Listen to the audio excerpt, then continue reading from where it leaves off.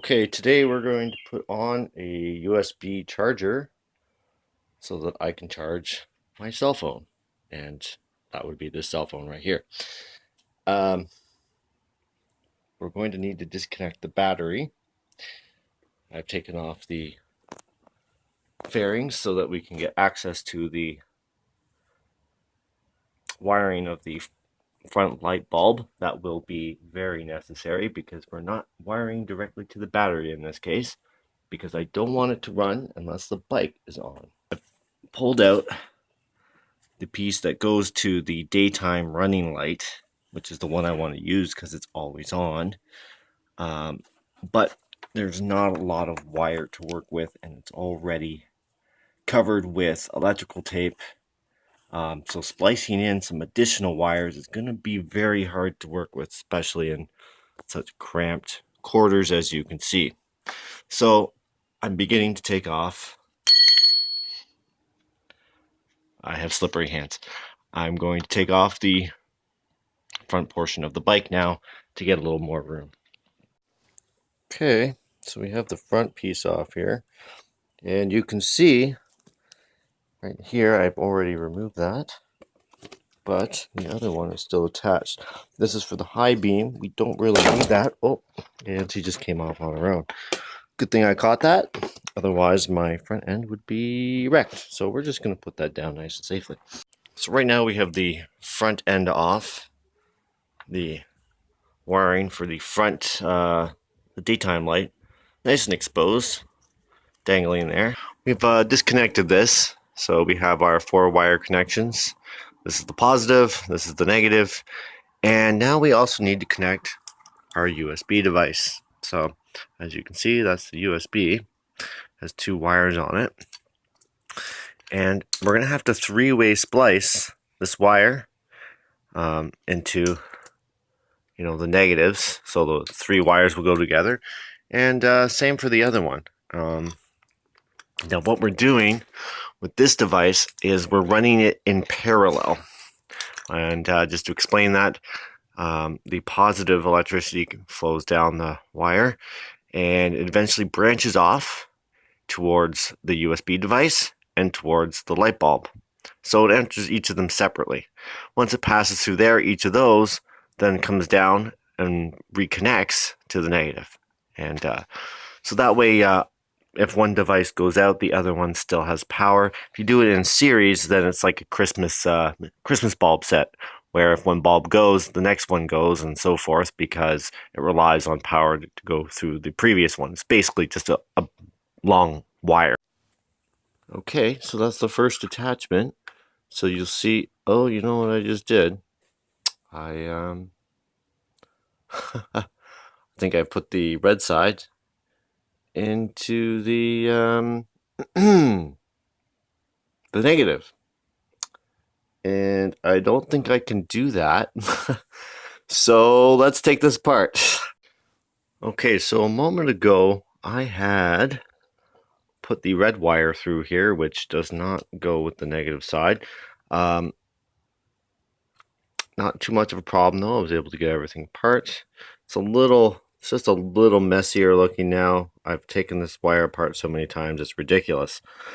But I learned that I might want to use a larger piece of heat shrink, because the extra wire does make things a little harder to fit together, and there was absolutely no way I was going to solder that with the first one. So I'm trying a bigger piece, and now I'm just going to connect this extra wire onto there, wrap it around, and we should have 1/2 done. Very simple. Yeah, look at that. We are getting close. It's all wired in to the 2 different, you got your negative to negative. We got our positive red. That's the red one here going to the blue. Okay, all nicely electrical taped as well, just for a little extra protection against short. Then I have these are the wires that go to the USB. They're kind of long, and maybe I should have shortened them first, so I just sort of looped them up here, stuck them on somewhere. I think that's okay. Anyways, then I use electrical tape to hide the red wire that leads to the USB, and it's going to run somewhere up underneath the windshield, something like that, where it bolts on, and should look good. Should look very good. Okay, ladies and gentlemen, it's time for the moment of truth. Now you'll see I have the USB right there. You can barely see the wires. They coming up over there and in and under. And this whole device is just screwed into there. So it actually looks pretty good.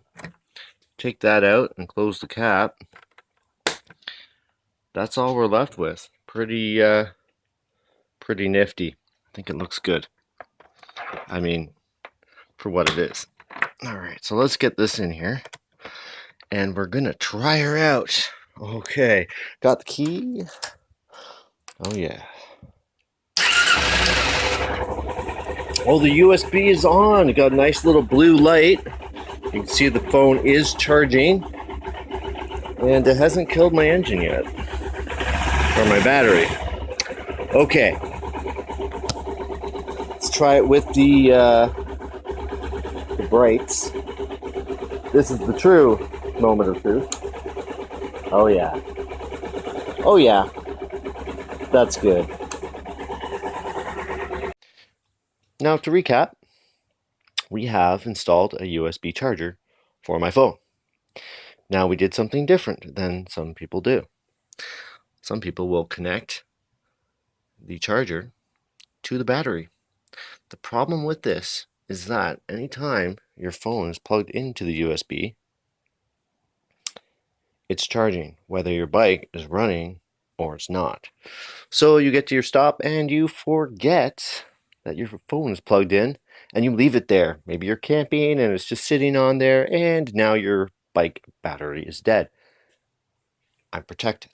As soon as the bike is off, the charger is off because it's wired into the headlights and the headlight's off. So the USB is off. Yay! Science, I think.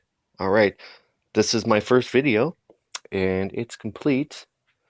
The bike is not yet complete. I could use a couple fairings, but the job is good. I think I'll look for a new cable because slack. Lots of slack, but not for me. I'm not slacking. All right, guys. Have a good night. Catch you later. Food stamp out.